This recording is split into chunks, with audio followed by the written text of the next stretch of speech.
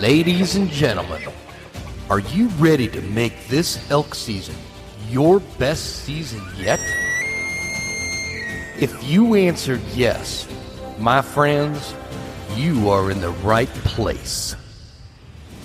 From the Western Huntsman Podcast, brought to you by Phelps Game Calls, welcome to the School of September, the most comprehensive elk hunting series on the planet.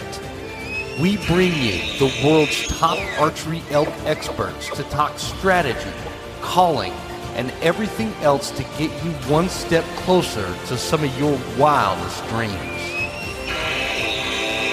From the Broken Tine Studio to your knowledge toolbox, class is in session. Ladies and gentlemen, welcome to this episode of the Western Huntsman Podcast. We are kicking off the 2025 School of September series.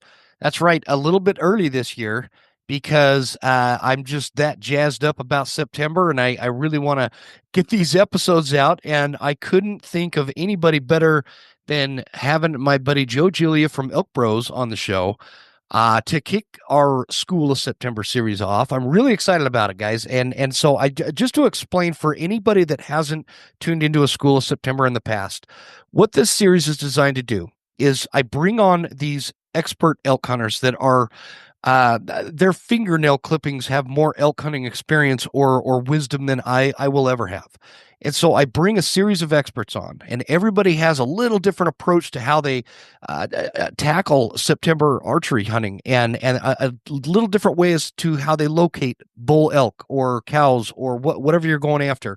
A little different approach to calling, maybe some different strategies. Some folks hunt in real arid climates where they're hunting over water. Some people hunt these far north coniferous type forests where water's not an issue, and so you're working more on your calling strategies or anything that all these experts can bring to the table can offer you a tool to put into your mental toolbox to take you to September into those elk woods and get you that much closer to possibly notching a tag. And that's the purpose of it. I've got to set up from the beginning here. My daughters are playing basketball, and the entire team got this terrible cold, which means I got the cold.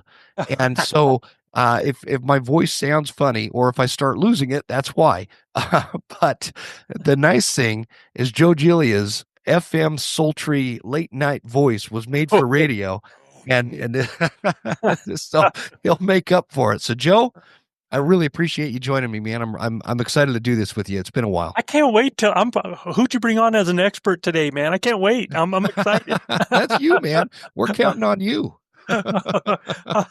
I'll try to, man, that was a heck of a thing. I don't even know if I could deal with the fingernail clippings. I might have to go to the toenails, Jim. So, yeah, well, that's okay. Either way, you're a way better elk hunter than I am. And that's who I like to have on the show. Cause Joe, you've been an inspiration to me for a long time. Wow. I've really enjoyed watching you and the Elk Bros platform progress into what it has. And, in the event somebody doesn't know, if they've been living in a cave in Yemen and don't know who the Elk Bros are, why don't you give everybody just a quick overview and we'll take it from there. I might have froze up. Joe, I don't know if you can hear me, but we froze up on it. I got you back. Me? Okay. Yeah. So everybody knows Joe lives on the prairie in New Mexico, I think, and the wind is blowing really bad, so his internet's going to go in and out a little bit. We'll work around it though. Yeah, every time if I see you freeze, I'll try to pause till I get you back. So perfect. Yeah. No, so the Elk Bros, man. Long story short, a bunch of blue collar guys that I was a teacher, coach, and a guide. I've been guiding, for almost 30 years. I've been nothing but a bow hunter to put food on the table since I was a youngster. And now I have to say, at home, shotguns and 22s for squirrels are a religion. So, yes, I did a lot of that. And when I came out here, I had some guys that were actually my clients that I I had developed a little heart condition one year, Jim, and they thought I was going to die.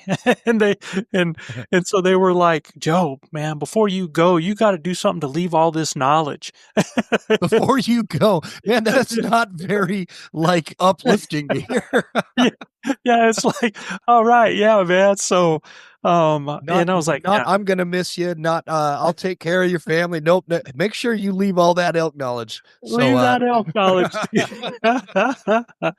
So what's funny about that, man, is that I've been a teacher and a coach, and all these passions that I have, and what I teach is video production, graphic design, web design. That's what I taught in the high school, and so when they told me that, I was like, man, I don't want to write a book. I can't. My ADD won't let me do something like that. And one day I was on the internet and I came across a course, and me and Corey talked about this last year, and I told him, I was like, Corey, you were the inspiration for me, because when I saw that you had a course online, I was like, man, I already create courses for my students all the time. All of my mhm. content and things that I did was stuff that I put online for my students to work with. And I was like, man, why didn't I think of that? So I went into creating an online elk hunting course in my coaching style, the way I do things. And, um, I was like, this is it. This is what I'm going to do. But when I was going to do that, I called my buddies and I said, look, I know what we're going to do. I know what I want to be. I know what, the business is. And Oh, there he goes again, folks. That New Mexico wind is wiping his internet out. Hopefully you can still hear this, so I don't have to go back and edit do out I all have these you? gaps. Oh, there you are. Okay, Yeah. he's back. Yeah. We So lost you about you got a hold of your buddies yeah, and I got a hold of them and I said, guys, man, I said, I've got the business, man. And to honor all the people, not to be a boys club, but to honor the guys that I've had in my camp, and mainly my brother-in-law, Chav, who's been my hunting partner for 42 seasons. yeah. I decided to call it Elk Bros. And, that's where it came from. And it incorporated all of us that hunted together. And at that point, there were, 6 of us. And so Elk Bros was born, and I told the guys, I was like, man, if we're going to create a course, we've got to do some things to make sure people know it's out there. So I was like, Gil, you ever heard about this thing called a podcast? And, and he said, brother, they pay me to talk, man. So Oh, that's so funny. It's so funny how, some of the best podcasts out there were started by people who didn't even know what a podcast was when it started. zero You clue, know? Yeah, yeah, zero yeah. clue. Yeah. And I was gonna say I didn't in know fact, anything about them. one of my current Elk Bros coaches, great friend of mine, incredible individual, was one of the first podcasts that I ever listened to, and that was Guy Duplanche, with Hmm. the Western Contours podcast, and he was doing Wapiti Wendays with Michael Batiste, and I was listening to that, and I was like, man, I think we can do this stuff, and so we started putting together a podcast, and dude, it just blew up from there. I mean, I love listening to podcast one, Jim. It's hilarious, Oh, man. I know. Yeah. Do you do that? You go back and listen to your first one ever? Yeah. I Yeah. I did that not very long ago. Yeah. It, Because it, it, we just hit the 5 year anniversary. mhm. And so I went back, I'm like, 5 years, man, where did the time go? When when I started my podcast, see all this gray in my beard? That wasn't Yeah. there. Now look at me. I'm a mess. Well, if you look on my course, all the videos, like on my course there, when I did those, all my hair was brown, right? Uh-huh. And and I was clean shaven and stuff, so I look like a different dude. And I'm like, man, I need to roughen up a little bit. I'm not tough enough, so I'm gonna just like let it go. So Well, speaking of Guy, he's been spending a lot of time with you guys, and you guys have gotten more involved. I don't even know what the details of that, but you guys are. I noticed kind of sharing content and doing a lot of things together. And yeah, did he came down and hunted with you, right? yeah. So I Guy can't is believe you actually just let Guy Duplanche come down in New Mexico and hunt. Like, what in the world got into you? uh, Guy is actually one of our Elk Bros coaches, man. So Oh, that's awesome. He's been in camp with us. He's helped us coach. He's a gear, so me and Guy are on totally opposites of the spectrum when it comes to gear. I'm about as simplistic as it Me gets, too. Yep. and Guy is like, I mean, he tests this, he tests that, he Yep. wears this, he wears that. I know, So man. it really like, because when we're doing a coached hunt, before they ever get there, we're doing a lot of coaching with these guys before they get there. So we help them out with gear, with fitness, with failure points, with calling, with setup. Hmm. We're doing all of this before they ever get to the woods. And Guy handles our gear and our shooting proficiency part of it. And he's just great. But what I've had to work with Guy is like, okay, dude, so we don't want everybody to have to buy this, and this if they're not going to use it, right? Guy So, assigns everybody a $10,000 budget. They need to go spend. yeah. And so he kind of tempers that, and he's gotten real good at, because he knows what, I'm a peanut butter and jelly and a bologna and cheese guy, right? And, he does things. So he knows he kind of works with options now with these guys. Yeah. And that's huge to do because not everybody has the same goal, the same style, the same budget and all of that stuff. Right. So, and I think that's the beauty of our group. Our group is so diverse. It You really know, is. Yeah. it's hugely diverse, man.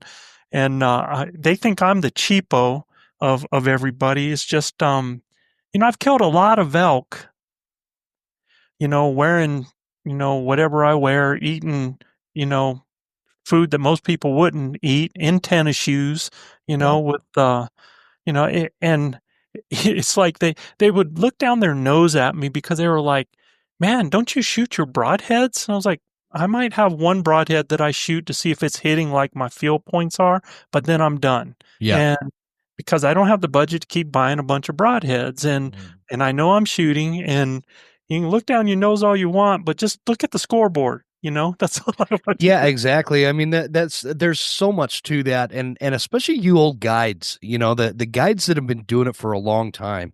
I've never seen like a real seasoned guide that gets really caught up in gear, and there is nothing wrong with that. Like I always No. considered Guy like the Western Huntsman senior hunting gear correspondent. If I needed like a deeper gear question, I'd call up Guy, and he'd always have an answer. But but for me, I'm real simplistic like you are. I just if my buddy recommends it or whatever. But isn't it interesting how like you can? I always look at it this way from my fly fishing world. I do a lot of fly fishing, right? And I've always kind of been turned off by this snobbiness aspect that has come out of fly fishing, uh, because I've been throwing around the same old TFO fly rod 5 weight that I bought at like some discount place, maybe even a pawn shop. Heck, I can't remember, but I catch a ton of fish. But I'll show up on a river and there's these dudes that have $3,500 fly Yeah, rods yeah, and yeah. $500 waders and all this really nice gear, Yeah. and they couldn't catch a fish with I don't know, a net. They couldn't even net a fish out of that river because they can't find them. They don't know how to. They don't know what they're doing, and it's kind of like that with hunting. And it just being like a gear junkie doesn't make you that way. No, no. What happens is I think people, and I want to get your take on this. People sometimes they emphasize, pouring all this money into gear Mhm. when it's so unnecessary. When the reality is you should pour your effort and your money and your time and your commitment into the knowledge aspect of it. Absolutely, man. And that's, I don't know. What do you say? No, no, absolutely, man. I mean, it's the 6 inches between your ears is what's going to make you successful. Sure, there's Mhm. going to be a lot of people, well, just look at the success rate, right? Just Yeah. take a look at that, right? And that tells you, I mean, when you got basically a 90% failure rate out there, there's a lot of people out there spending a lot of money with I mean, guys that can drop dimes with their bows, have some of the top equipment, you Yeah. know, but they're not killing elk, and the reason for that is because of the knowledge aspect, right? And knowledge and skill set. I would say there's two combinations with that, and there's some of the skill sets that I think we have some of the best archers ever, Jim. I think we have some Mhm. of the best archers ever. but I think they lack working on the skills that are going to help their short game, that are going to help their long game, that's going to actually make them successful out there. And as a coach, I see this and really get to see it magnified, right? Because these are dudes that I get to work with for months before they get there, and I'm working with them on calling, right? Mm-hmm. So the main thing is first you got to get these guys to be able to create sounds. And one thing, when I start with every group, and I coach the Hunt Wars guys as well, but when I start with any group, I try to emphasize. I say, look, all of y'all, I see all of this stuff, man, where you're putting on like all your fitness. You're in the gym and you're doing this every morning and you're showing Instagram of you lifting all of this and getting ready. And, you're doing all of this running and everything. And it's like, that's great. That's great. But what are you doing about the skills you're going to need to kill an elk? Yeah. Right? Because I don't care how much you can lift, that pack out is a percentage of that hunt. And, that percentage, in order to get to that percentage of that part of the hunt, you got to be able to know all of this other stuff in the front end just to get there where you have the opportunity to use all that. Now, I think part of the pursuit demands some of that being in condition and stuff, right? Yeah, We sure. understand that. But what I tell them is if you work as hard at the things that are going to bring elk to you to be able to shoot them, then you're going to be so much better off, because it doesn't matter how great of a shot you are if you don't get to loose an arrow. Yeah, exactly. None of that, Your you know. bench press, your capability is not going to put an elk in front of you screaming his head off and within archery range, and this I lift weights. I go. I mean, we have this little group of guys because we live way out in the sticks, man. We don't have a gym around here. My pastor actually has like a gym set up in his shop, and we meet 3 times a week. And the rule is, if you miss that workout, somewhere in the world, an innocent kitten dies. And so we try to really stick to that. But my pastor, he's been a hunting guide for 10 some odd years, whatever, and he's developed this really good system of exactly what muscle groups to work out that There you are go. the most beneficial for the mountains. Yep. And man, he's right. I feel way better than I did the old stuff I used to do. But again, like what you're saying, all of that is kind of like this moot point. If you get to the woods and you don't know how to locate an elk, you don't know how to, So yeah. So let me make sure, and I don't want everybody to think like the old fart's busting on everything, because even like gear, as I've gotten older and being involved with Elk Bros, I've had access to gear that I've never had access to before, right? Mm-hmm. Things, I don't have kids at home anymore. I can afford some different things, and it absolutely makes me more comfortable out there, right? Oh, absolutely. Um, Yeah. so that part of it's cool. If it works within what you got, do what you can within what you have. And that's the same thing like with the whole working out part. That's a big part of what we coach is the physical fitness as well.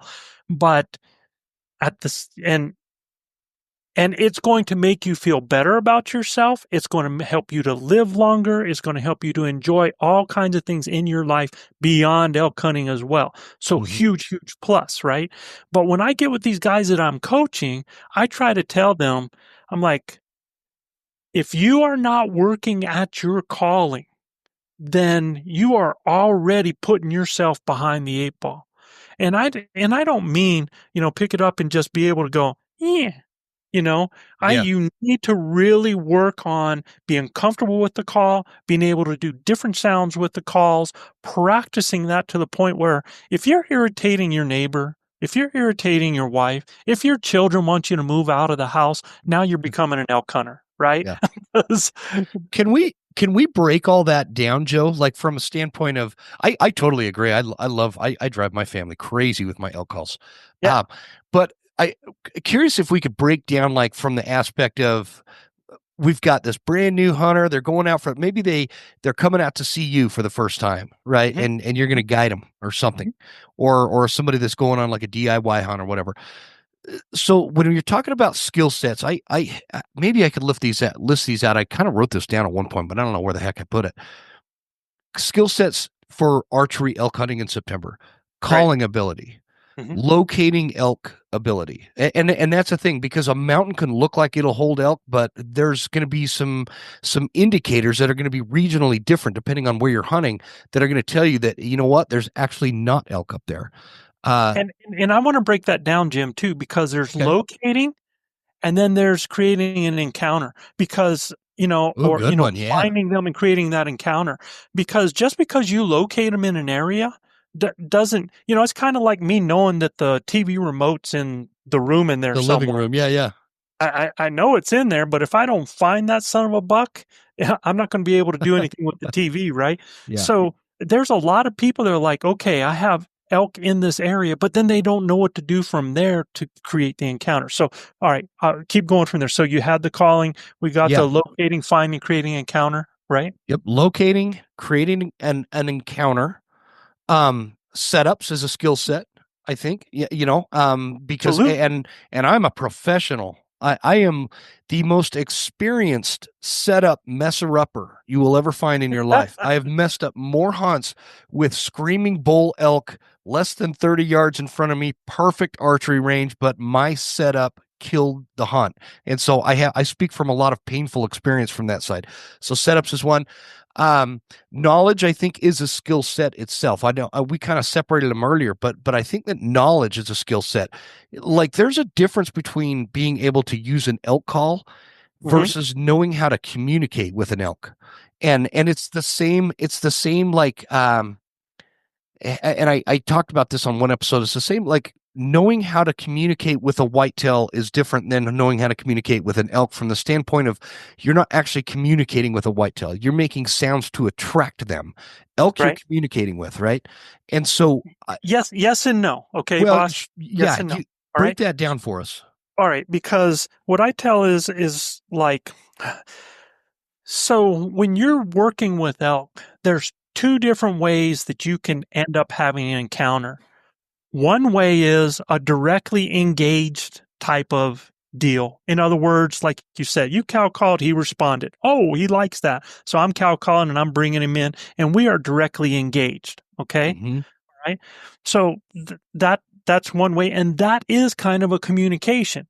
So if I'm going someplace and I hear a bull that bark chuckles, Hmm. well, I understand what that is, and I know how to respond back to him, with a bark chuckle back to him, right? So you get to understand that, but that's directly engaged. The other way is, there are elk out there that sometimes don't want to be engaged, but they are more attracted to other elk doing elk things. So if I have an elk that is not directly engaged with me, I can create or paint a picture or do the environment of one elk, two elk, three elk, a herd of elk, depending on what I'm trying to do with that scenario, to create that other elk are going to be attracted to those elk doing elk things. They're going to come in Hmm. for a reason. They're going to come in either because they want to try to find a cow.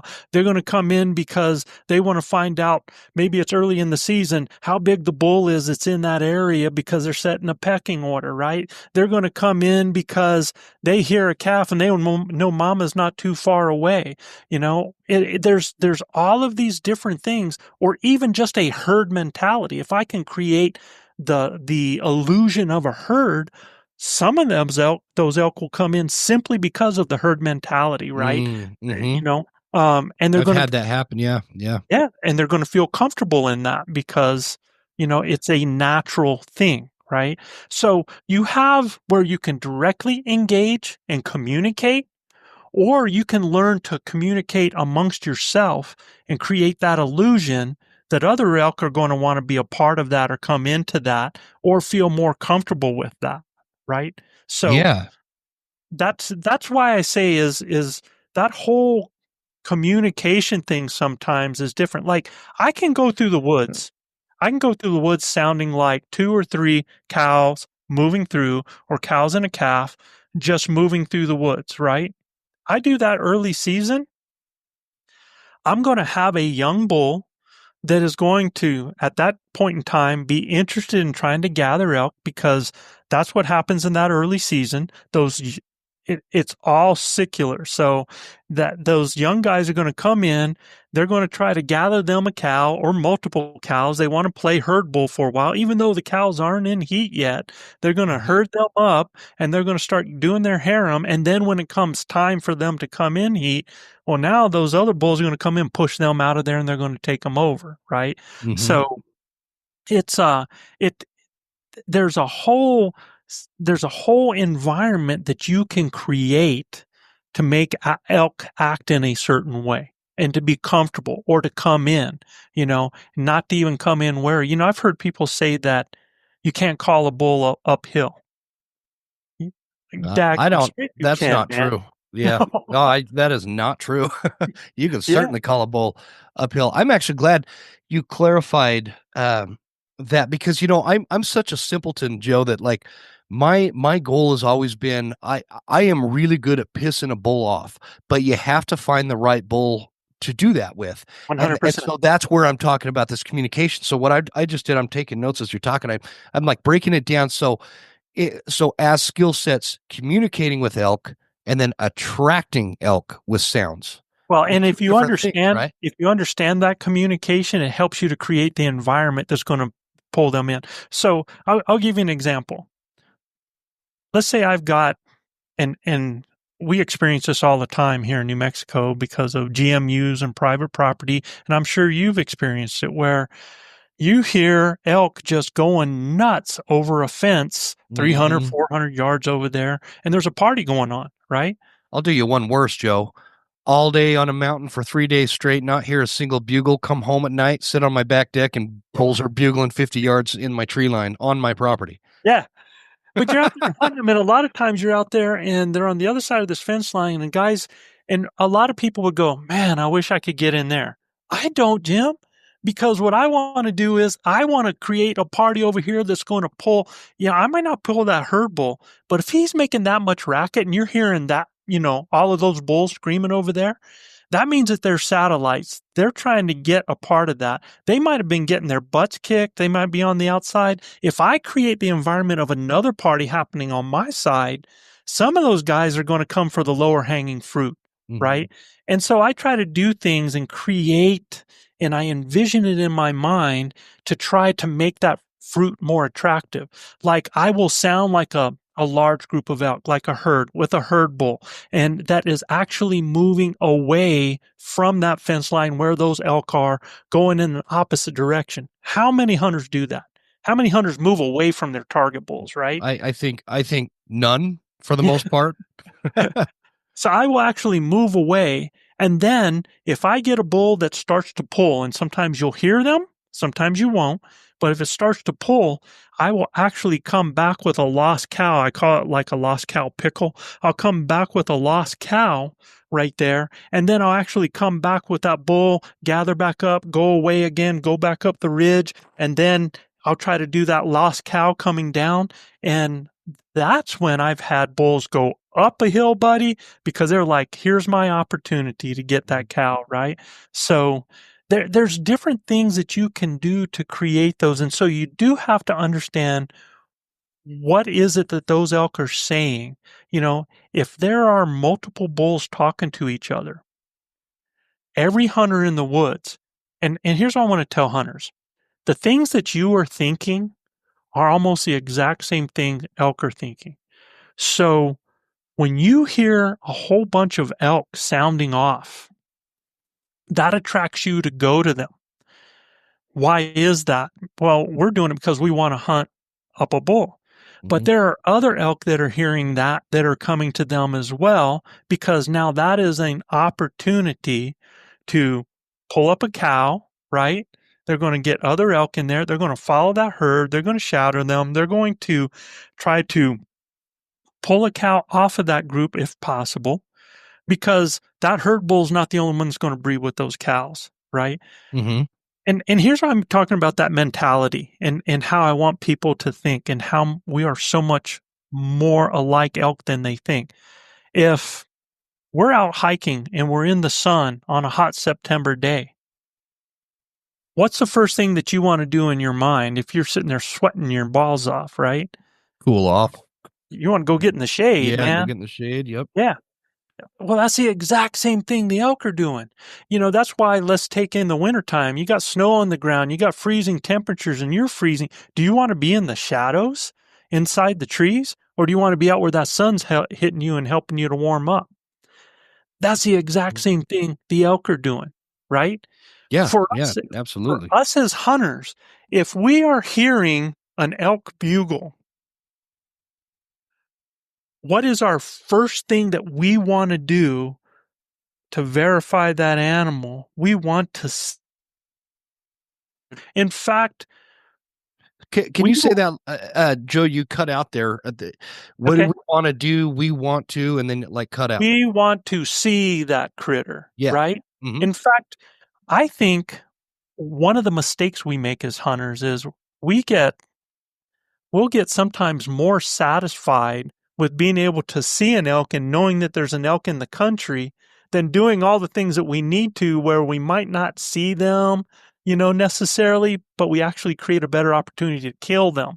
Just because you see elk, we get this internal feeling, or if we hear that bugle, it's like, oh, okay, I'm in elk, I'm in elk. Hmm. Again, it's like, okay, you've located it, but now you got to create the encounter and you got to find a way to kill it, right? So, but we have the same sense. We want to see it. Well, y'all, the elk are the exact same way. So if I come into an area and I'm hearing an elk bugle and I'm looking in an open field and there's an elk bugling out there and I don't see an elk, I'm going, what the heck is going on here, Something's right? fishy. Yeah. Something's fishy, right? Hmm. It's the exact same way that those elk are, man.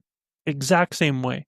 So that's why I tell people, like when I do my seminars and stuff, I tell people is the worst thing I think you can do as a hunter is try to sneak in on an elk. Now, unless you're in a situation where you got wind, they're feeding, you can move from point to point, okay?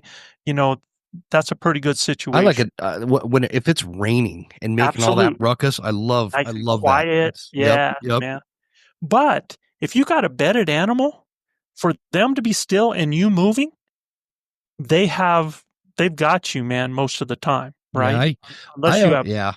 prime I conditions. mean, it's got to be perfect. It's gotta be perfect. It's got to be So like so what I tell divine people, intervention at that point.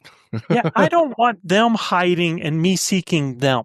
Hmm. I want to be hiding and having them seek me.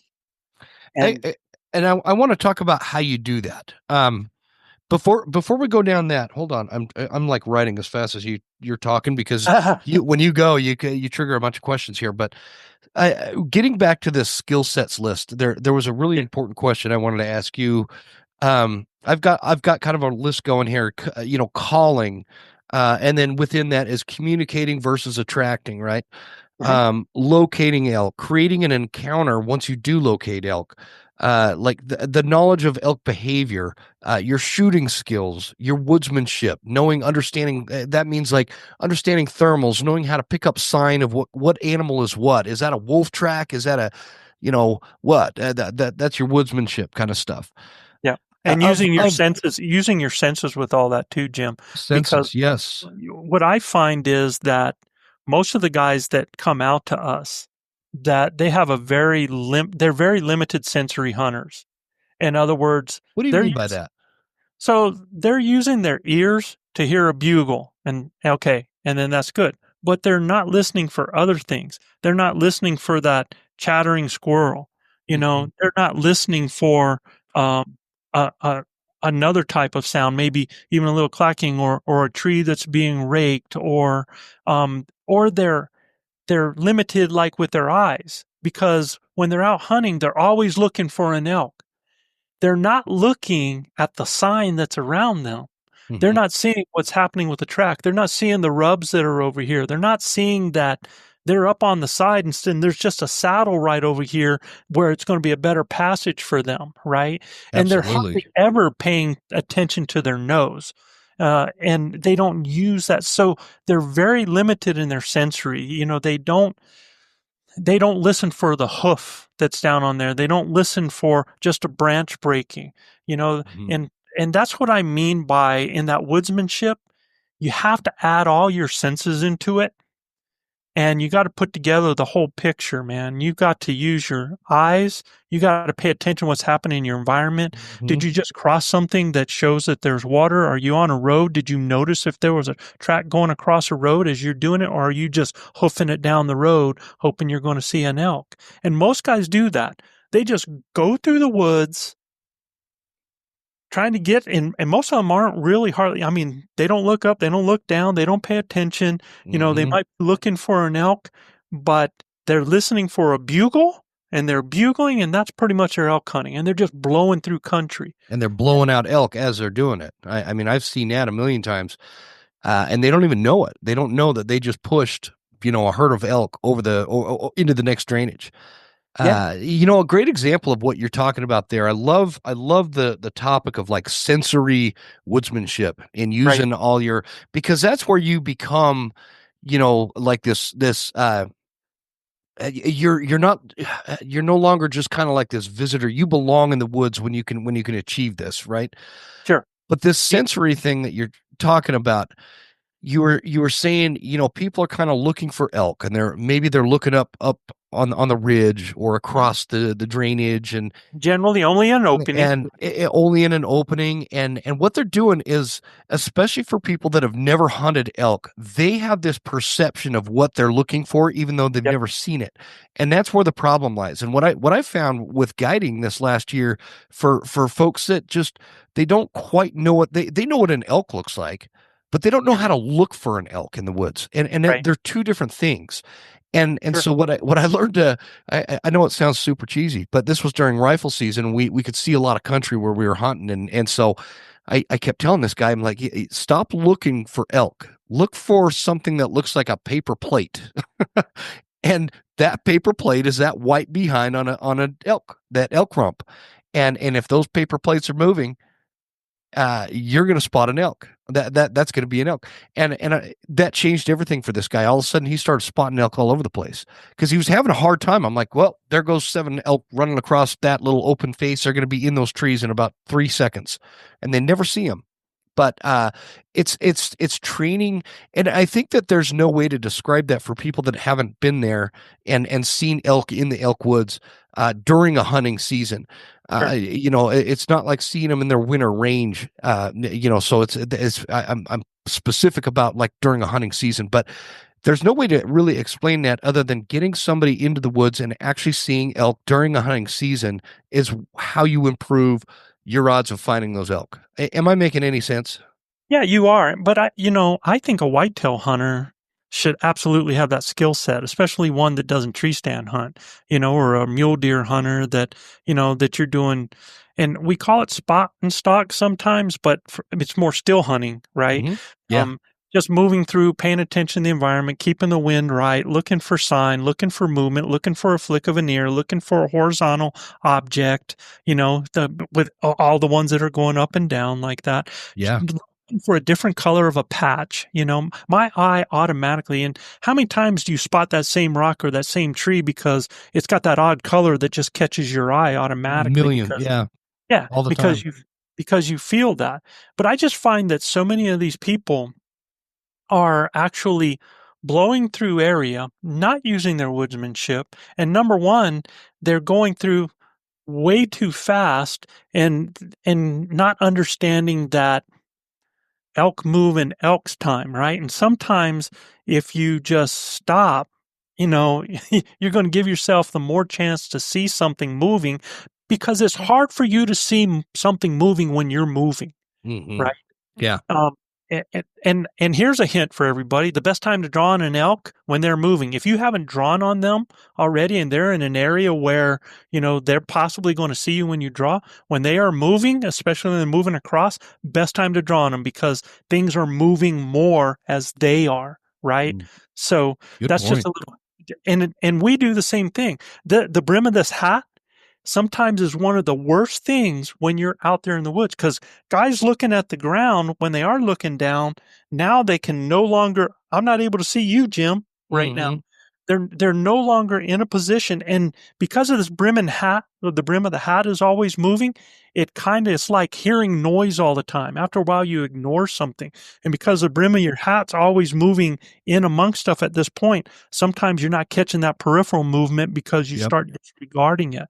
So there's a lot of little tips like that to give people that wouldn't really think about it when they get it until they get out in the woods, or even a lot of times guys for years don't figure that stuff out, right? Yeah, I think that is very true. And it's because, maybe nobody's taught them, or perhaps they haven't been open to learning it, because there's those type of folks out there too. But I think a lot of it is just, case in point, nobody taught me that stuff. Right. Nobody taught me that stuff. I had to learn all this on my own. All the failures, right? I learned through when you say school of hard knocks, right. that's, I have like a couple of doctorates from that university in elk hunting, because that's how I've learned, is by just totally screwing it up. How many times have I walked through, a thick stand of timber and jumped a bunch of elk that I had no chance of getting a shot on because I wasn't paying attention. I wasn't using all of my senses. Even though when I go back and I think about what just happened, I'm like, man, I could smell elk when I went in there. I probably should have slowed down. I probably should have used my ears a little bit better and really looked around, looked through the brush, looked through the trees, not just at them, and I know some of this stuff sounds corny, but it's so true. You really have to become a part of this living thing of the forest. And why are you in such a hurry anyway? Where you got to be? Exactly. Yeah. There's no hot date. Back a couple months ago, I did an episode with Brandon Maddox, who is the founder and owner of Silencer Central. You should listen to that episode. It's episode 197. I love this company. I love this brand, and I love the American-made product that Silencer Central produces. I use the Banish 30 on my hunting rifle, and if you guys follow me on Instagram and you saw that video I put together, you'll see that it's not like what Hollywood portrays it as. It's not like it silences the rifle down into nothing. But it makes a huge difference. Like, my ears don't ring when I shoot. The animals don't know where the shot is coming from. It disorients the sound. And Silencer Central makes it super easy for you guys. Jump on to silencercentral.com and pick one out. You could ship your rifle to them. They'll thread your barrel. They'll ship it back. This is like a 10-day process. And the ATF process is shortened significantly. It's like down to 48 hours or less. It's the best time ever to get a silencer on your weapon, and you should check it out because it really is a game changer. SilencerCentral.com is where you can find them, or you can call 866-891-4494, and they're happy to answer questions. It's crazy. They actually have people that answer their phone. Again, guys, go to SilencerCentral.com. It's one of my favorite sponsors out there. These guys are just absolutely world-class with these world-class products, and I can't recommend putting a silencer on your hunting rifle enough. Save your ears, disorient the sound in case you need another shot. I mean, it's a game changer, folks. Check it out.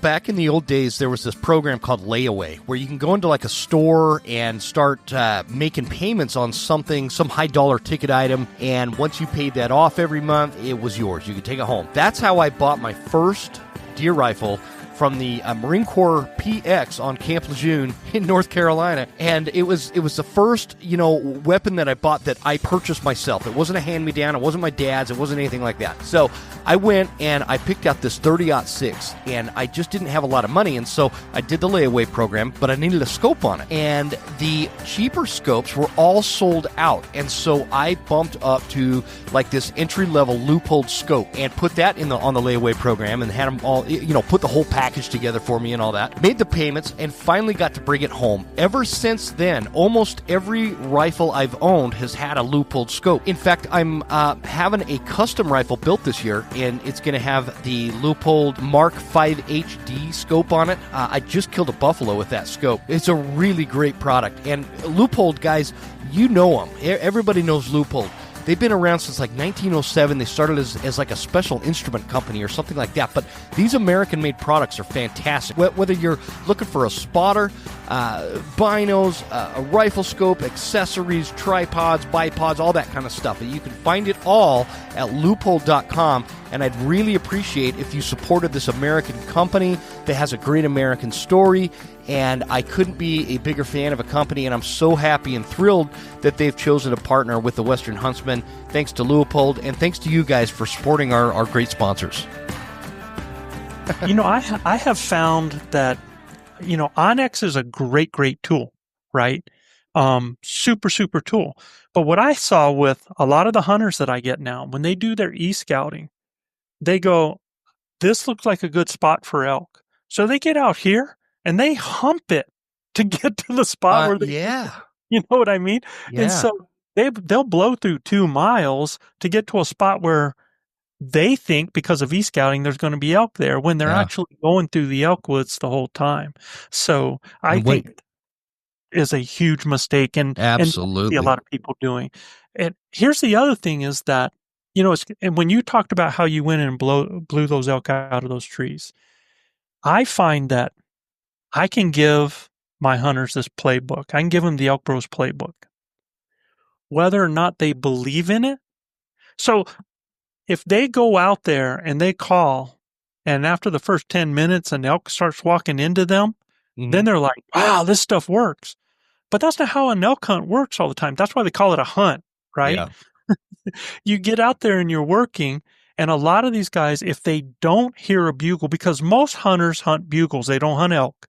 Most hunters hunt bugles, right? Very true. That's a great point. So if they go out there and they don't hear a bugle, they associate no bugle with no elk. And then what starts to happen is, as they're moving through the woods, and one thing that I teach, Jim, is I teach aggressive calling. And what I mean by aggressive calling doesn't mean that I'm like, I don't mean like that.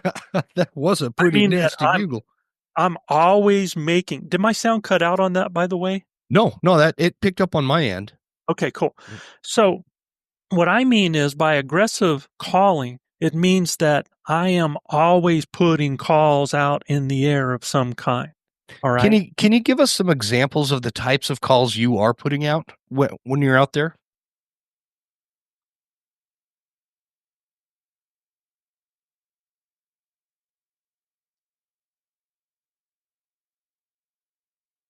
And I'm letting those marinate, because, again, what I do in my mind, Jim, is when I'm working through, I want to sound like how other elk sound when they're moving. It's not always just, unless they're lost, if they're,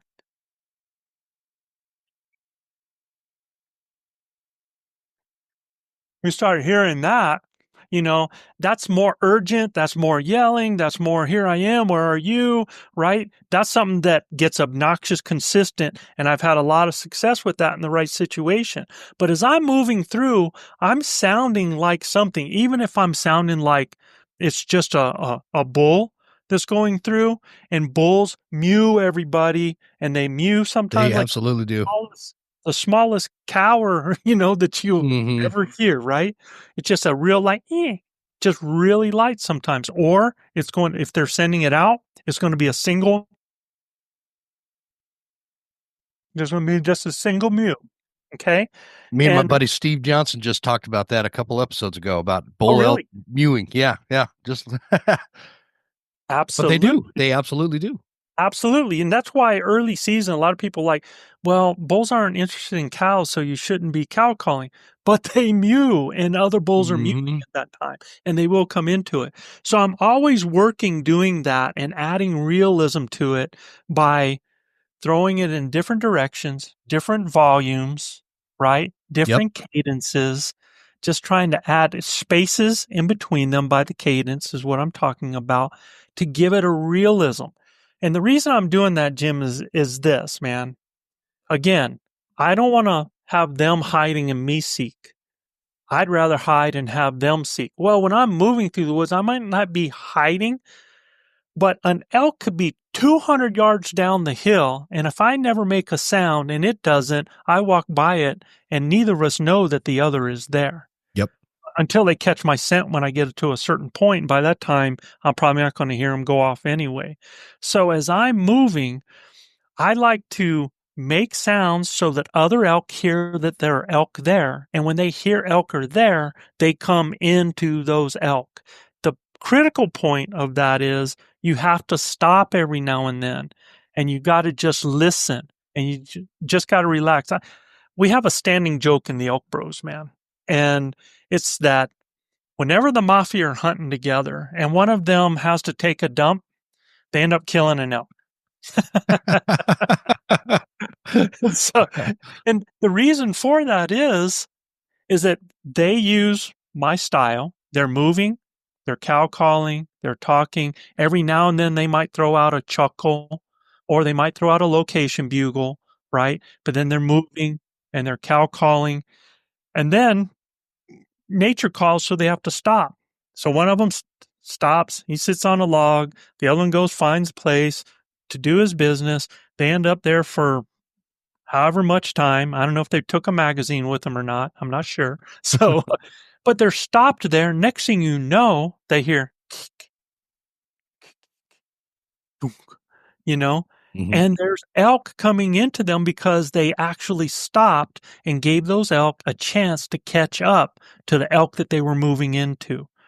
And honestly, dude, I think they've killed like 2 or 3 elk like that, right? That's fantastic, actually. That's pretty cool. And what does that tell you? Like for the listeners that are listening, what does that tell you guys about elk, like behaviorally? Elk are super social animals. That's what that tells me. And they like to communicate. They like to be together. They like to see who else is there. They're very social animals. And so I think, you know, I love hearing stuff like that because it confirms things that, you know, not that I've ever questioned whether or not elk were curious animal, or I'm sorry, social animals, but it speaks to the level of their uh, social behaviors with each other and how curious they are about each other. And I don't think I think that a lot of people underestimate that. You know, the elk are just not like lone wolves that want to hang out by They themselves, wouldn't you know. communicate. They would not have that language if they weren't Yeah. social, right? And see, that took me a long time to really grasp because I grew up hunting almost strictly mule deer, right? And mule deer can be that lone wolf, that big buck on the mountain that is just not a very social, even during the rut, he's hanging out by himself, you know. Yep. Yep. Elk are just not like that. I have everything that I have, even though I've heard people say otherwise, that sometimes there is this lone bull that never socializes or whatever. Everything that I've seen, and I spend a ton of time in the woods, proves that theory wrong. These are just very social animals. And so what you're talking about makes perfect sense. Just moving through super slow, throwing out a few cow calls. Maybe, do you do any like bull chuckle, like just low? Yeah, Have you ever, yeah. you ever just sit there on the mountain and you could see that herd across on the other side of the drainage, for example? They're moving through. You're not really making a play on them, but you hear those little sounds those bulls do as they're almost like they're frustrated that they're having to follow the lead cow. They're kind of irritated about it. They're lazy. Yeah, Here. yeah, do that. Yeah, exactly. It's I've almost had like a them. toddler. Yeah. Yeah, and I call it being love strated. I call it the love strated because that bull is wanting to breed, and that cow is not letting that bull breed with him, and he's like, "Come on, man," you know. Yeah. It's like, and you'll hear that. Yeah. You'll hear that.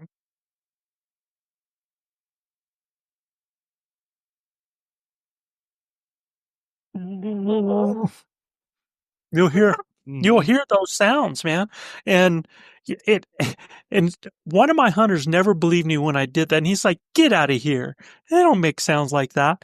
And we got into it. We had a huge herd of elk screaming their butt off. They're out in the open. They're screaming as they're coming up into the trees, and they get up into the trees, and they start getting up in there to a point, and then all of a sudden everything shuts up.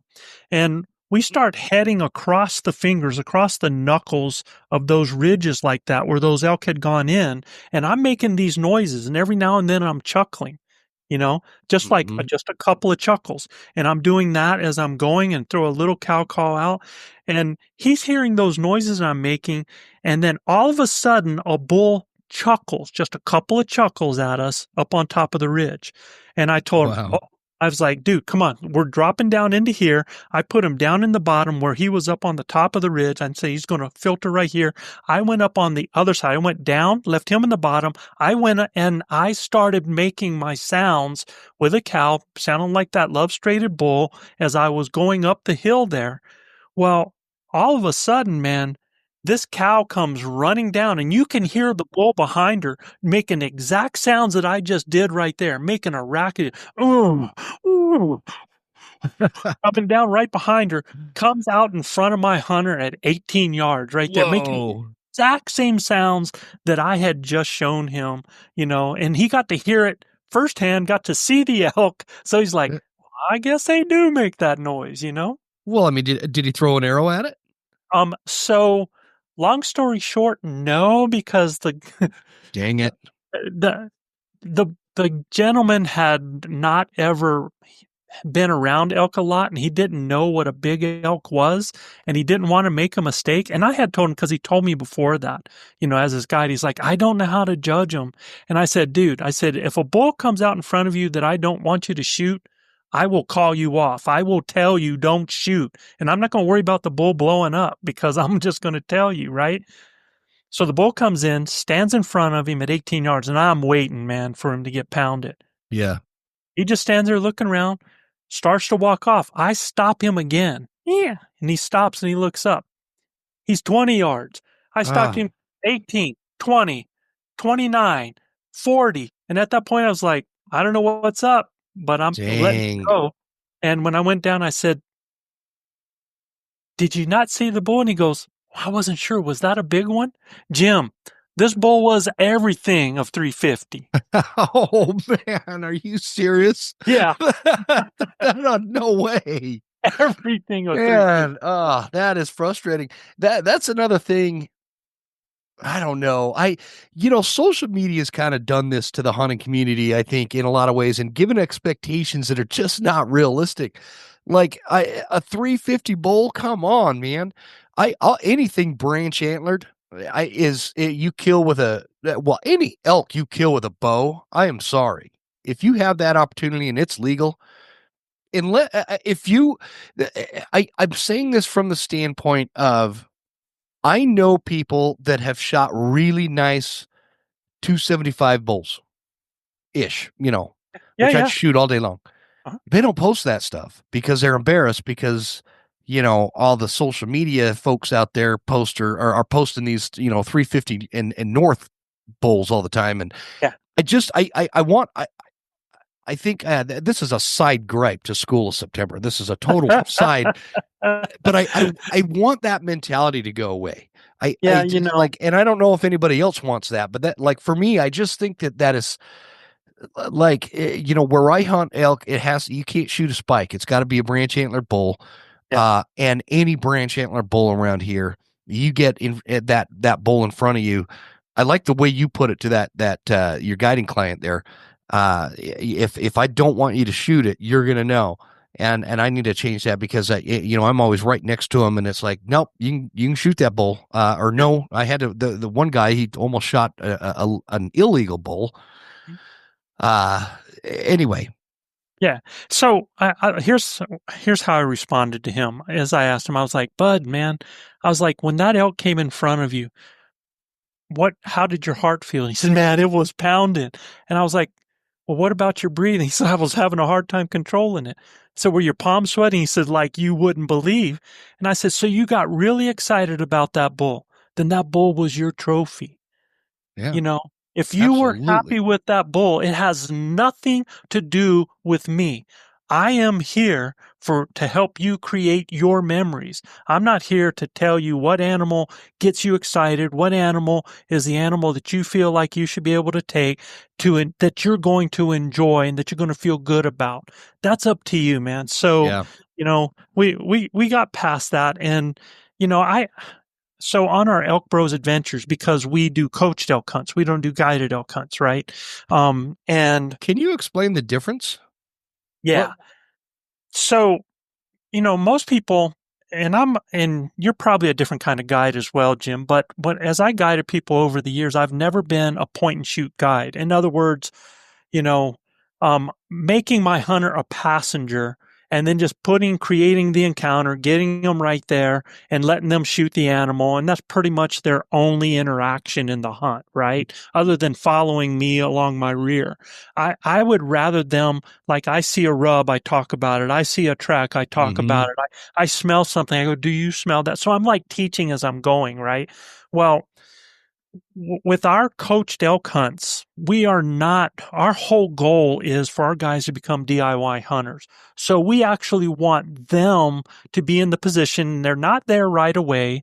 There's reasons for it and there's things that we do to get them there, but our goal is to get it so that now they are leading, we are their partner.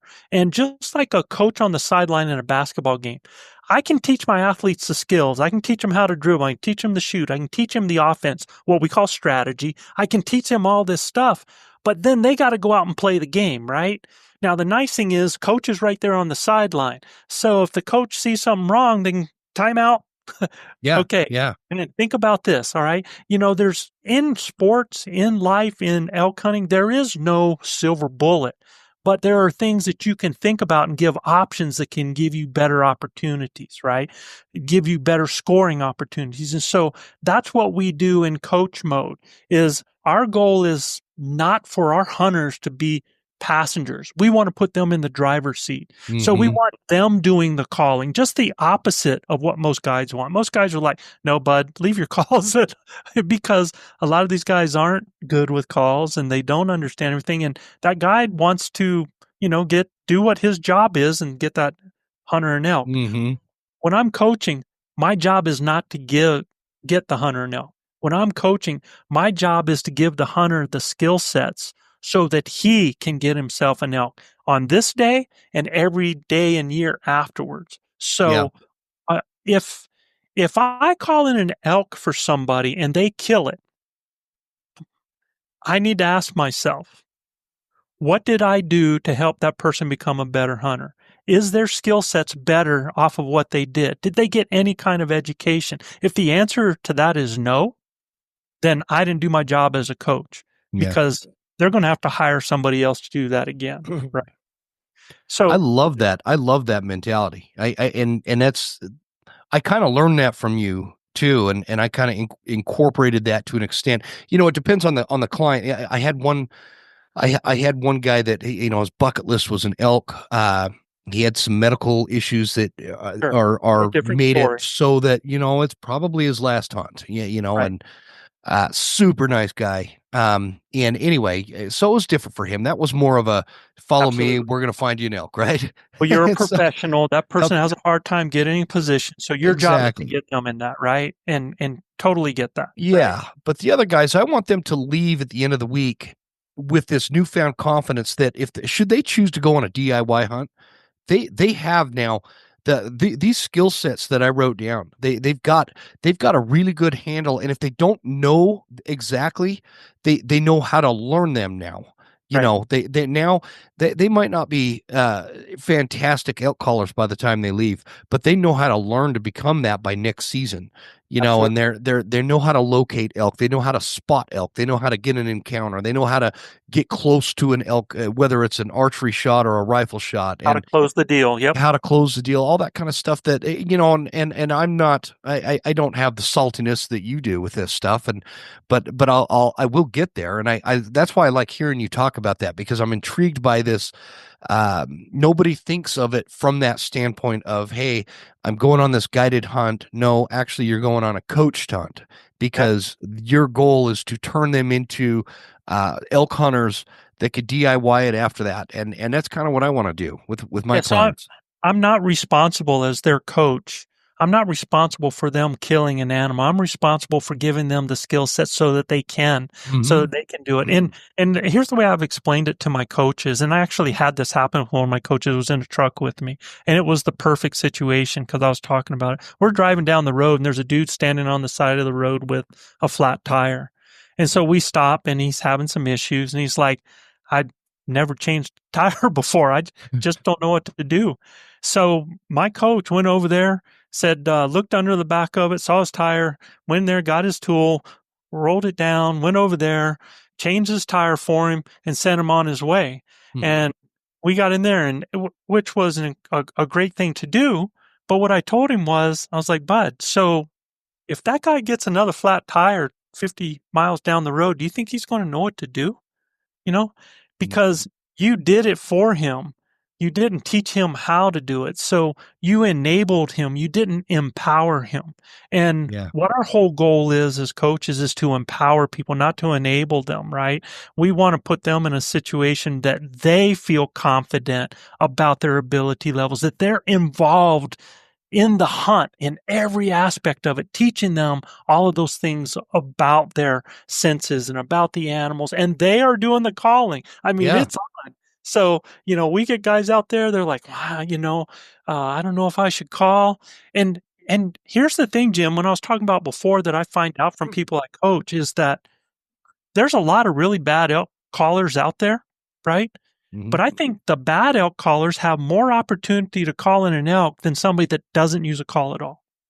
And there's a lot of guys that go out and because they think that they're horrible elk callers and they should have practiced more. That's number one. But they just don't use their calls. They don't believe in the calls. And that's why I try to tell people is like, okay, so what you're doing is you're hiking and hoping that you are going to cross paths with an animal in how many hundreds of thousands of acres out here. You're hoping that you're going to cross paths with an animal so you can be able to shoot it. Shoot, I can't cross paths with my wife in Walmart, man. and with all of this thick trees and everything like this, you're hoping that now, is it possible? Yes, it is. What's one way you could do that? Well, you could actually stay close to where their food is. There's a good chance you have a chance to get one of those. You can stay where their water is. There's a good chance maybe you'll be able to get one of those. But I want to tell you, this is my 43rd season hunting elk, 42nd, 43rd. I have never killed an elk over water, ever. Yeah, me neither. It doesn't mean I haven't sat it, right? Yeah. And generally I've sat water because it's like, part of that day that you're like, okay, I'm either going to take a nap over here or on this area or I can sit by water or something like that. Never killed an elk over water. I've always killed elk in transition to water, but I've never killed one over water. All this talk about wallows, I've never killed one over a wallow. You know why too? And this might be a terrain thing here, but the way that where the wallows end up happening here, you're like kind of in the bottom of this bowl where it's kind of like this windmill. The wind's kind of, the thermals are pulling the scents up, but there's also like this downhill breeze coming off the other side, and so like there's only maybe one direction an elk can happen through on accident. It's really hard to call them into a wallow, and it's really hard to sit on them and not get winded here. And I don't know if that's like that everywhere, but no, you can be in a blind and kill them because the blind's going to hole in the scent. I love blinds, man. That's hard to do on public land sometimes, because I've seen all kinds of things happen in water areas on public land, but on private land, setting up a blind near a wallow, we've killed a lot like that. It's a great evening hunt, when elk are going to come down and go to that water and stuff like that. But I've never killed one over water. And that's where, like, I'll tell you another thing that I see hunters do. Hunters will invariably in the morning, they'll go and they'll see an opening, and then they go and they get to the edge of a very large meadow, and they'll sit there and wait for an elk in the morning to come into a large meadow. And that's not going to happen. They've left the meadows, right? Yeah, they're gone by then. if you understand the behavior, they've left that already. Hmm. Um, and then you have the opposite. You have hunters that'll sit at a meadow in the evening waiting for the elk to come out into the meadow. Well, again, I'm bow hunter, I'm archery oriented, but if you're doing that and an elk comes out in that open, now you've kind of screwed yourself a little bit, right? Because even if it does come out in the open, you got to hope that things happen. You got to hope again that luck is going to be there and that animal's going to come by and you're going to get a shot. Whereas to me, and a lot of times what happens is you're there at that meadow and it gets dark and then those elk, you can hear them coming down and they come into Yep. the meadow at night, right? Yeah. So I'm always like, I don't want to be at the meadow. I want to be in the transition where the Hmm. elk are moving and where they're active. And if they're moving, I have more chance to bring them to me or more chance to see them and get a shot on them. Right. Absolutely. So, And uh, just for clarification for the listener, what we're talking about archery hunting. So that yes, sitting on a meadow at last light, if you're rifle hunting, it's a great strategy. But absolutely. we're talking archery here, and that's I just wanted to make sure there's no confusion. And for the rifle hunters, who Hmm. I guide them as well. What we call the golden 15. You know what the golden 15 is, Jim? What? That's that last 15 minutes of Oh shooting yeah, light, right? yeah. Of legal shooting light. That's when most elk die, and that's most hunters leave those parks before that golden 15. I know. I see that all the time, and yeah, I just like get a headlamp, walk out in the dark. That's a great time to be out there, and I don't care if we're talking about elk hunting, bear hunting, deer hunting. I don't care what we're hunting. That golden 15 that you call it, it's like that the first 15 minutes in the morning, that last 15 minutes at night. Mm, Yeah, I don't know. People really blow it there. Out of all those skill sets that we kind of named off, yeah, as when we're going back to that person I was describing, maybe this is their first year going out and they're going, DIY. They've got it is what February 1st in a couple of days. Actually, it'll be February by the time this comes out. right. This will come out next week, and so what does that give us? 8 months, 7.5 months until September archery season. I got to do the math on. You're the teacher. Yeah, so it's 7 months till September, right? Yeah, till So, September 1st. So you've got 7 months with all those skill sets. Can you can you prioritize for that new hunter between calling, locating, creating an encounter, behavior, knowledge, shooting, woodsmanship, senses, attracting versus communicating, all these things that we're talking about, all these skill sets that I think are all equally important, but maybe there's a level of prioritization. For example, like learning how to properly call may take longer than figuring out how to locate elk, where your best odds of finding elk in the mountains are, kind of right. thing. How would you prioritize that, and how would you Co- dedicate this much time to this? Does that make sense? Yep, college and calling and knowledge, I would say is number one. And that's what I was going to tell you when you said that you've been doing this is early for the school of September. No, Mhm. sir, this is when it should be happening right It here. really is. That's kind of why I decided to do it Yeah. this way. Yeah, because guys that are waiting, and I can't tell you how many people buy elk calls to actually practice on those to be able to make a noise on their way driving to the elk camp. Yeah, Right. I mean, they've got 18, 20 hours they're going to drive and they're learning how to call as they're doing that. And that's not when it's a that's not going to terrible help. idea. Yeah, Hey, it is. I'm gonna turn my video off Mhm. for a second. We're still going. Okay. This cold is kicking my butt, but I've drank too much coffee, so I've got to use the Broken Tines urinal, which is an empty water bottle.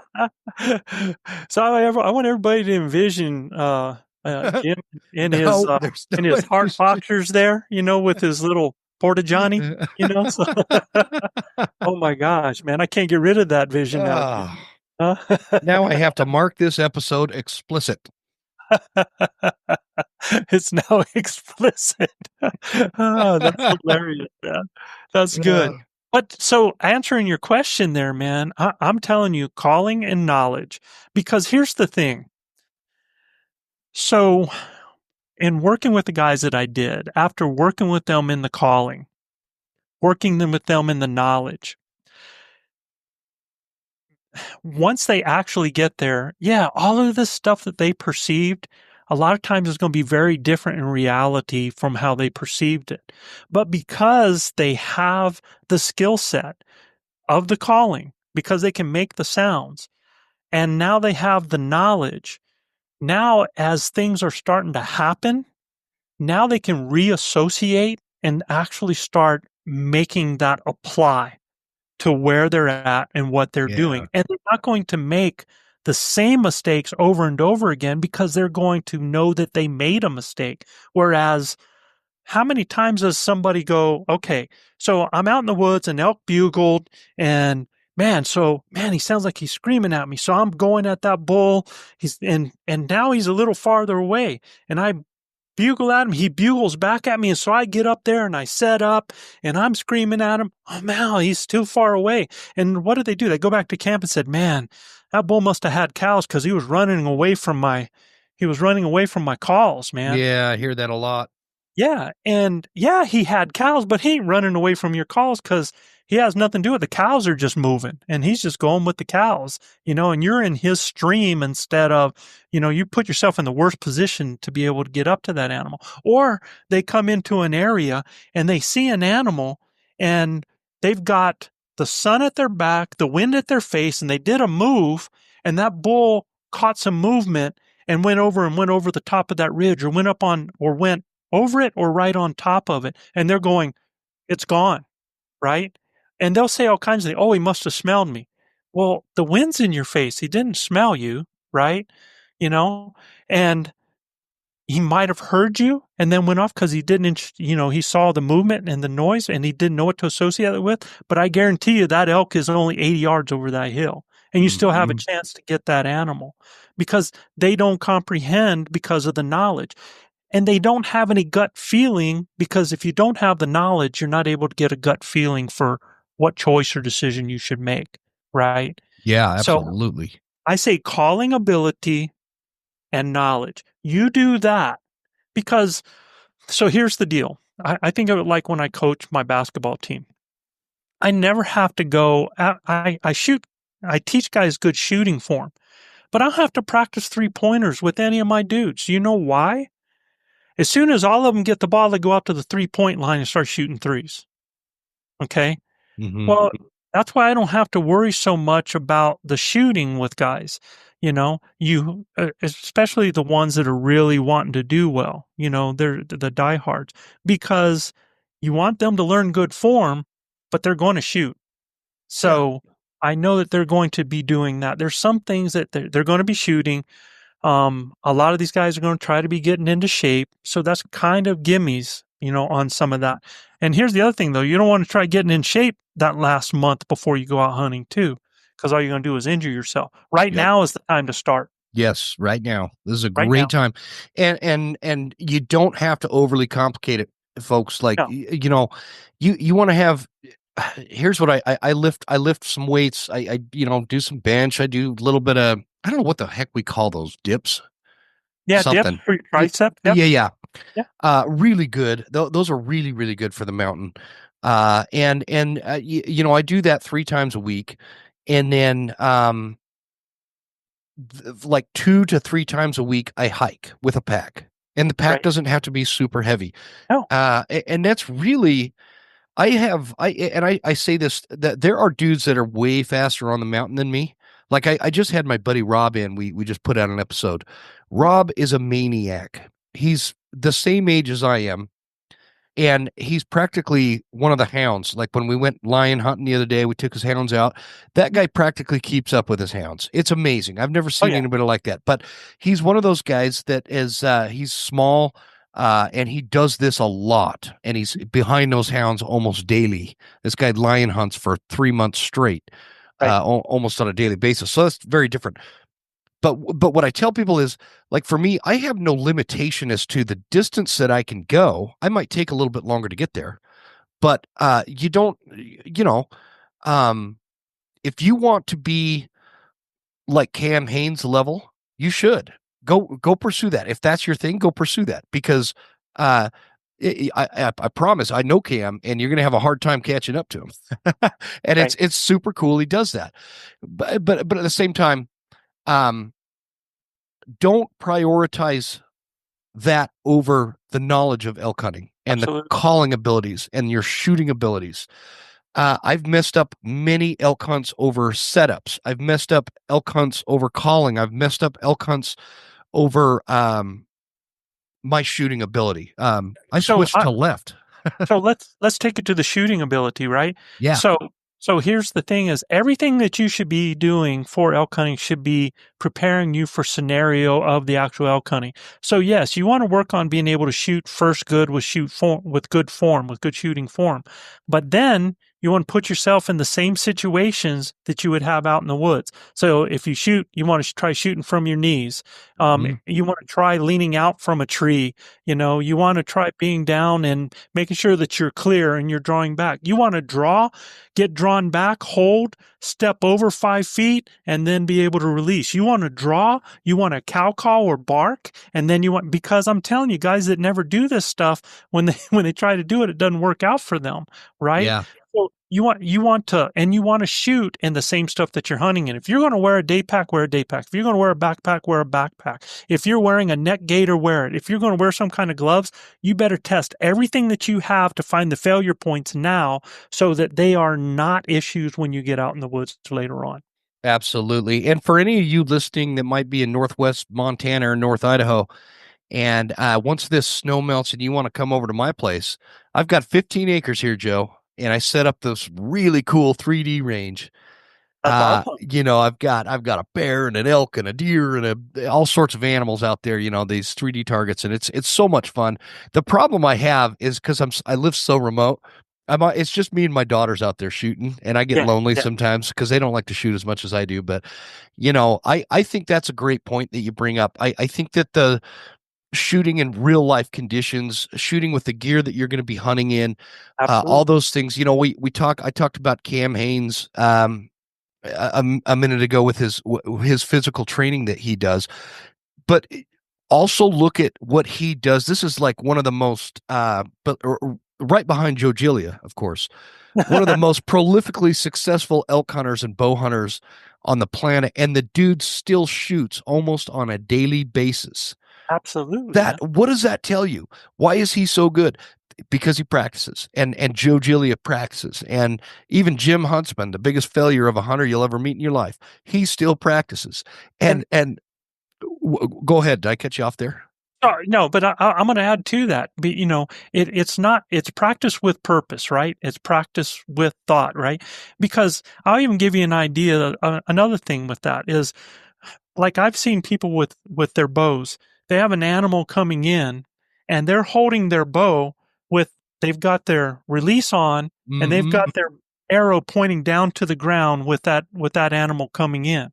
So they've already set themselves up with a problem now because now and a lot of time they don't have their feet right. Just like in any sport, footwork is everything. You should already have yourself turned so that you have the best form for the draw, right? So you always want to aim that left shoulder at where you think that's going to be, or to the very rightmost area that you think that shooting lane could be, because you can easily rotate back to your left and stay in form. Whereas if you turn your shoulder here and the animal's over there, you're not able to rotate that way without breaking form. So that's something to think about right there. But they'll have it so their bow's down instead of having their bow up already so that they have the least motion when they draw back on that animal. And here's another point. You're in northern Idaho and you've got an animal that's there. Well, you're going to have to knock an arrow on your bow.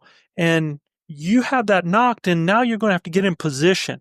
It's because I think one of the reasons I'm so successful at what I do is I always move to ensure I'm going to have a shot. If I'm in a spot where I don't think I'm going to have a shot, I'm moving.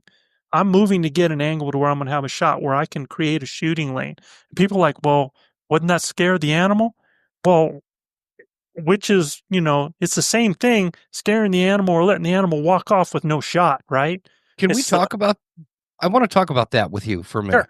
sure. Hmm. That kind of falls. Pardon my cough. I keep coughing up a storm here. That's all right. Yeah. we've talked a couple of times. I consider that kind of a setup issue, and Yeah. I've that's been one of my weak points over the last several years. This last year, and actually the year before, um, I what I'm finding is it's surprising in that setup scenario, like what you were just saying. Maybe the elk comes out to the left of where you expected him, or it's never where you Right. think it is, right? Absolutely. It surprises me. It's surprised me quite a lot the last couple of years how much you can get away with in that setup thing when that bull is curious or pissed off or whatever he's doing. I was behind some brush. I was able to slowly move out, and I'm drawn back on this bull. Which one? This was the one I missed this last September. I misgauged the distance and It is. stuck an Right. arrow right at his feet. But And um, let's come back to that, Miss Gage. Okay. So yeah, go ahead. Go I'd ahead. love to talk about that one. So, but I love what you said there. What are your options if you're in a position and that bull is in front of you within range, but something is in your way? What are your options? You can either stand there at full draw without a shot. Okay, that's option one. And that bull's eventually going to bugger off. Option two is you could be an unethical shooter and release that arrow and hope to God it doesn't, deflect off a limb, which I promise you it's going to deflect. And you're Right. going to either wound the bull or the arrow's just going to, totally And you're miss. going to regret that for a And you're long going to time. Yeah. regret it. You're going to regret it. Three, you could stay drawn back and you can move 3 feet to your right or 3 feet to your Absolutely, left dude. or take a knee. Eh, And you'll be surprised how many times that bull will just stand there looking at you like, what in the world? And Absolutely. still give you a shot. You know And what if I he mean? starts to move, cow call. Because if he sees that movement, he hasn't caught your wind. A lot of times they don't, especially if you've got any kind of brush or anything that's happening like that, Mm-hmm. they'll see the movement and they'll start to booger or something like that. And then they don't know what it is. They don't smell it. So all you gotta do is cow call and they're like, oh, that's a cow. And they'll Yeah, stop and they will turn absolutely. broadside and look back at you, man. You know? Absolutely. Yep. Absolutely. So tell me about this distance thing because what I'll tell you what happened. I've told the story a million times on the podcast, so I don't want to go through it detail to detail. But it was this really good textbook call-in scenario. I I even remember sat up that.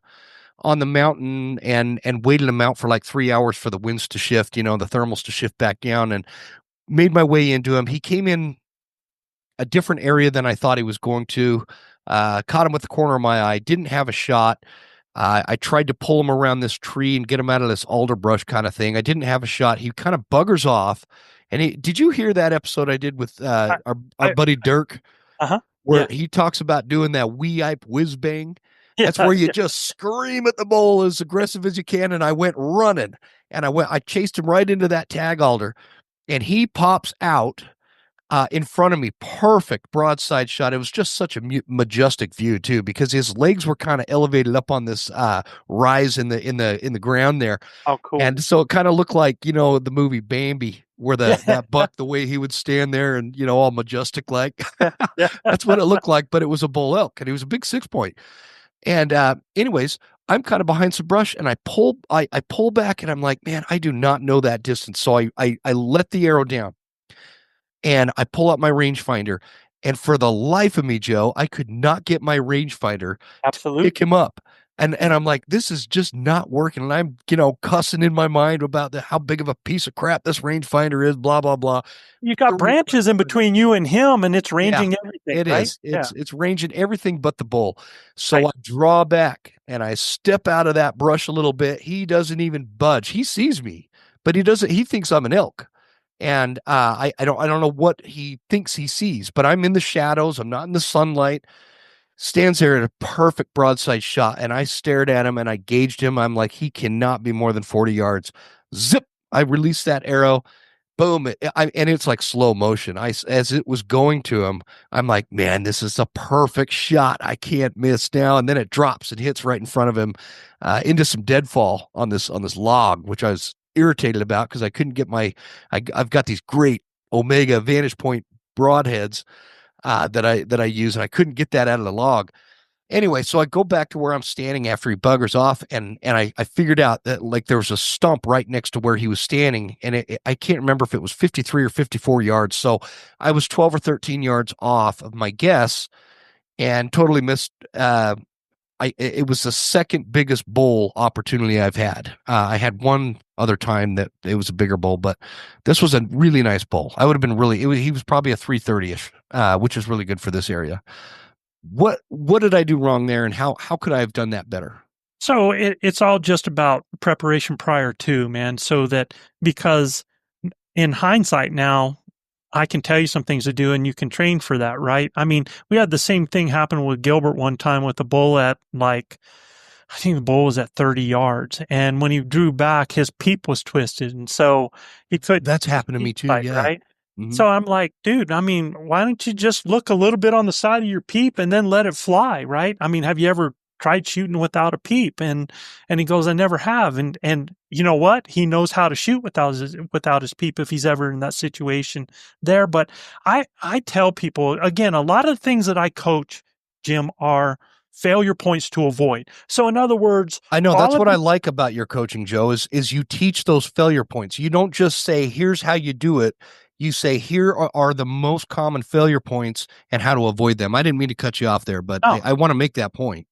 and so it's like you said before. I mean, I got 42 years of things where, critters have taught me something or I've done something. And look, if I do it once and it fails, I am not going to let that happen again. So you're going to figure out something to do. But one thing that I tell like is guys that depend on rangefinders, the rangefinder is a failure point because if that animal's out there 50, 60 yards and you're in our kind of pine forest where you can get a gauge on that, the Hmm. further they are from you, especially if they're just kind of, lollygagging and stuff, you got so much time in that situation to be able to get a good range and then range things around it because things aren't happening fast. But when you're coming through the woods and all of a sudden a bull steps out at 30 yards, so we had a hunter this year that trained by us to be ready for the situation.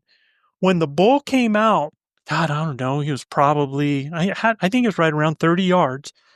He should have drawn and shot that bull. That bull was looking at him, stopped and turned and looked at him. You got to draw. So he should have drawn and shot that bull. But Yeah. what he did was he went because he went to get the rangefinder. And so he's doing that. And by that time, now you got a rangefinder in your hand.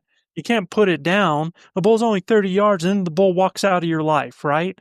So one of the things there's a couple things you can do, Jim. One thing that I do is I teach all of my pin shooters that 30 yards in, you should know. You should never need a rangefinder for 30 yards in, Absolutely. Yeah. I agree especially with with that. the speed of these bows that we have today, right? You should be able to do that. Even if you misjudge in 20, it's going to be off by that much, Jim.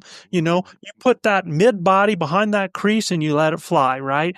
And, you know, so one of the things that I teach people to be ready for that is okay, you shoot on your course. They know what their 20, their 30, their 40 is, right?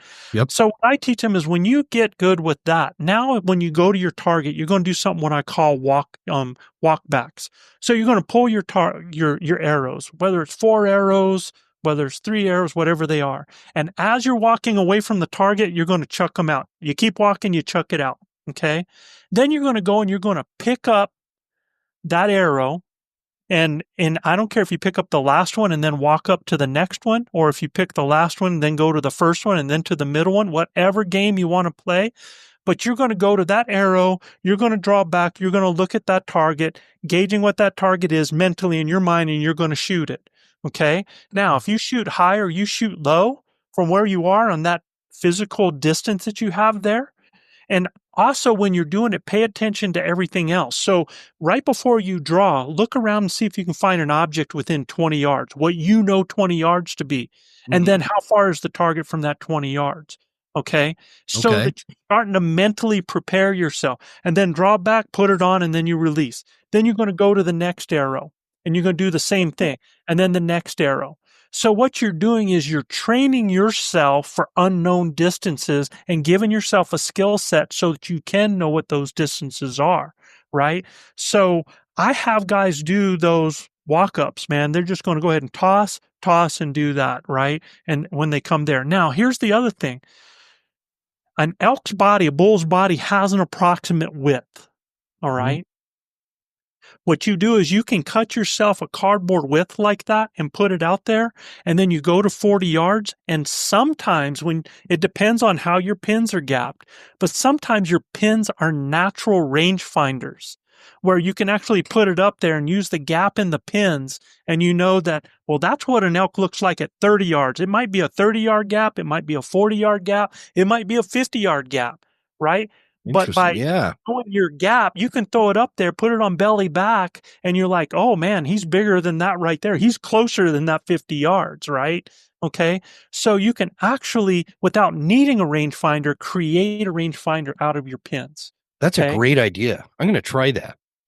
I love both of those ideas. The throwing the arrows to make some random shots to try to get like a it's kind of like Kentucky windage, in a way, right? And who didn't grow up shooting 22s at rabbits or something? Or what critters you were probably shooting at squirrels and stuff because you Squirrel. grew up in South Carolina. Is that right? Yep. Yep. So North so Carolina. I mean, what hunter didn't grow up kind of doing well, unless they didn't get into hunting till later, but that's fine. And that Kentucky windage, I'm a master with my little 30-30 Model 94 open-sighted rifle, man. I can Kentucky windage that thing all day. Dude, And I so killed that's more kind of squirrels with a Crossman pump action than anything, man. Doing the same thing. yes, sir. You pump it until you just can't pump anymore. That's a good workout. Yep. No, that's great advice, man. And again, this is always why I like having you on. I get real tangible nuggets that not only I know if it applies to me, it's going to definitely apply to a lot of people listening, and so that's really fantastic, man. I've always kind of prided myself on, I can kind of field judge distance really well. But Right. like you said, that's really only out to about 30, maybe yards 35 generally. yards. Yeah. Right. After that, it starts getting a little fuzzy. So I And shot instinctive my whole life. So I was good out to 70 basically on that. But I knew like it's just that feel for that size, right? And a lot of those bags, those target bags are exactly or very close to what the width of an elk body is. A lot of those target bags. yeah, I know what you're talking about. You can start to get that feel like, okay, what does that bag look like at that distance, right? Yeah. Or for you guys that are pin shooters, but look, 30 yards in, you have to be ready to be deadly without grabbing a daggum rangefinder, right? Now you get away from that, it's going to give you more time, and depending on the situation, you do a lot of things. But in that North Idaho country, you're at 53 yards and all that thick stuff. That rangefinder becomes almost impossible with all the stuff. It was. I wish I would have.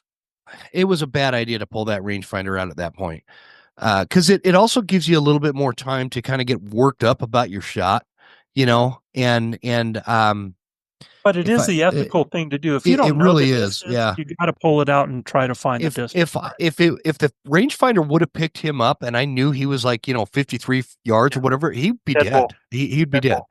Because I was dialed with this new. I told you I switched to left-handed shooting with a bow, because I'm left-eye dominant, and I've been doing that all year, and I'm way better with my bow.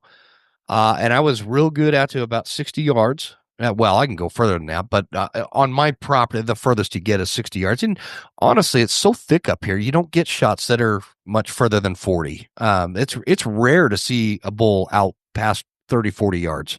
Right. But anyways, this has been really great, Joe.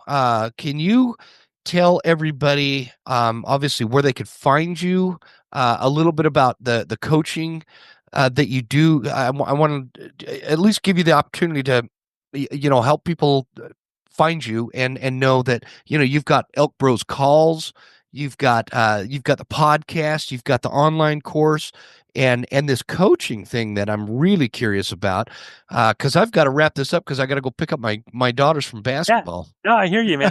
Yeah, I could talk with you all day, Jim, and maybe we can keep on again sometime, man. We might have to because I feel like we scratched the surface here, and now we could really do. This was like a lot of Elk 101.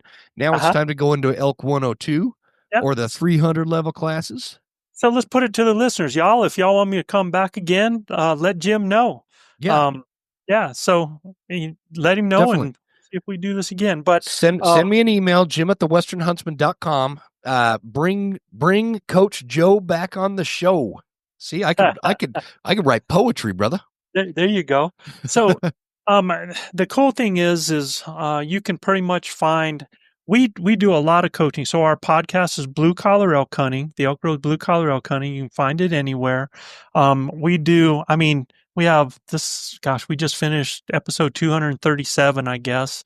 And like you, we have our anniversary coming up this February for 5 years, Oh, right? So, nice. yeah, yeah, I better and put my birthday hat on and come down and see you.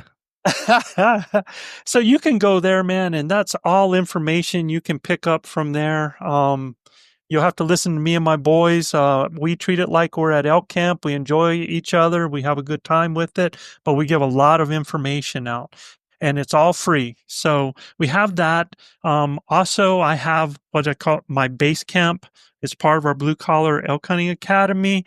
My base camp course is my teaching, my way to help you be successful in the elk woods. You can find that at elkbros.com. In fact, you can find everything Elk Bros at elkbros.com. We have an Instagram at Elk Bros. And if you're interested in our coached hunts or if you're looking for landowner tags, I am an outfitter in New Mexico. Not that we want to outfit, we had to do that to be able to coach. So you can go to Elk Bros Adventures, just what you see right there, elkbrosadventures.com, and that'll take you to our coached hunts when you go there, and you can learn about that. You can find out what the difference is because we have what we call coached hunts, and then we have what we call teaching guide hunts, which is still a different level than any guided hunt. I never want anybody that hunts with an elk bro to ever be a passenger. Ever. I want them, if anything, to be a partner and be part of that elevated experience. We want you to have an incredible hunting experience and come away with knowledge. So that's what that is. You can locate that there. Be sure, Jim, be sure to check out the Adventure Club at Elk Bros Adventures, because what that is, that's a subscription amount of $325 a year. It's a lot like, well, in that subscription, you get my course. You get only access to some of our webinars. You get access to our Success Squad materials that we put out. You also get deep discounts that will almost pay for your subscription. Plus, for every 32 members that we get in the Adventure Club, we do one selection for every 32 members for an elk hunt, for a $10,000 elk hunt with us on our private property.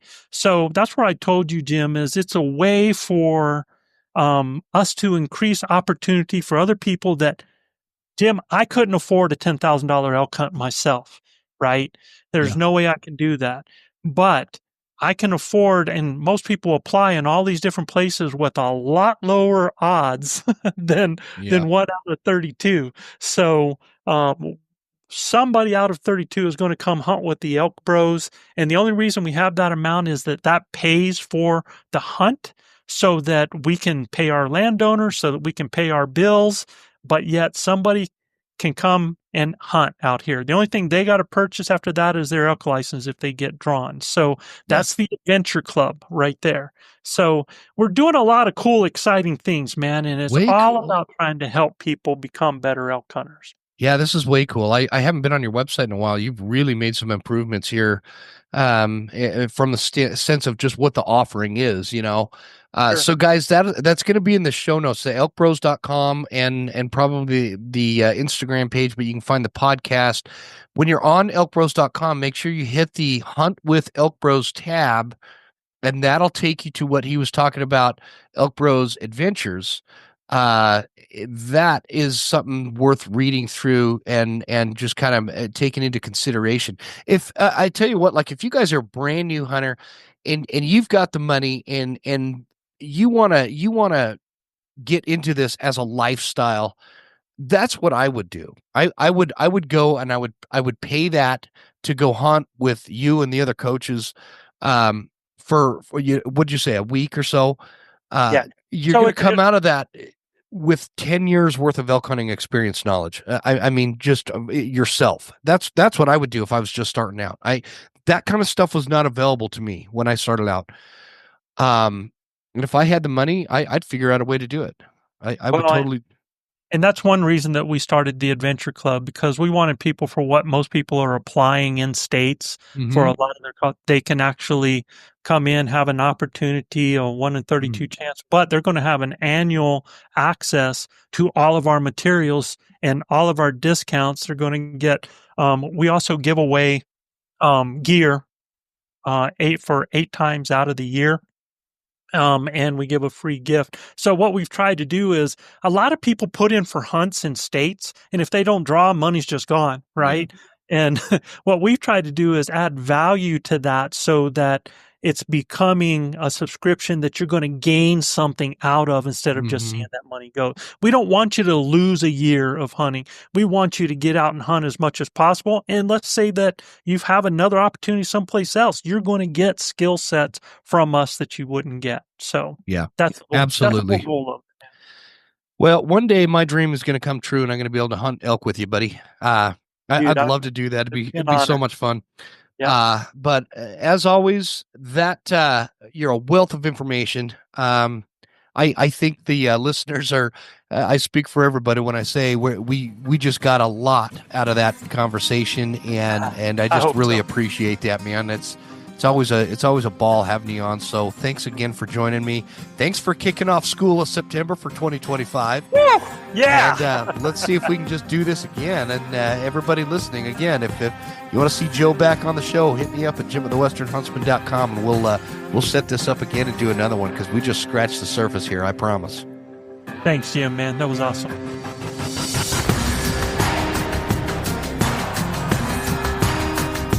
You made it. That's the end of the episode. Thank you so much for tuning in. Please make sure you're following us on Instagram @TheWesternHuntsman, and write us a good review at Apple Podcasts. Thanks, guys. See you next time. Stay Western, and I'll see you on the mountain.